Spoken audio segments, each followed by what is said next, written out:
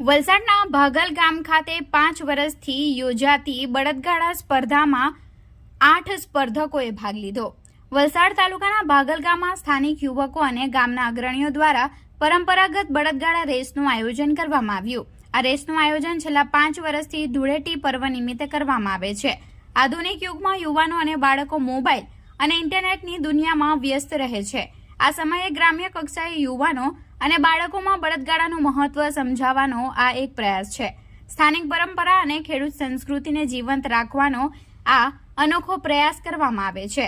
સ્પર્ધામાં સ્થાનિક 8 બળદગાડા સંચાલકોએ ભાગ લીધો હતો। આ રેસ જોવા માટે આજુબાજુના ગામના લોકો મોટી સંખ્યામાં ઉપસ્થિત રહ્યા હતા। સ્પર્ધકો પાસેથી કોઈ એન્ટ્રી ફી લેવામાં આવી ન હતી। સ્પર્ધાના અંતે વિજેતા અને રનરઅપ સ્પર્ધકોને ગામના અગ્રણીઓના હસ્તે ટ્રોફી અને રોકડ આપવામાં આવ્યા। આ રીતે નવી પેઢીને પરંપરાગત ખેતી સંસ્કૃતિથી પરિચિત કરાવવાનો પ્રયાસ કરવામાં આવ્યો હતો।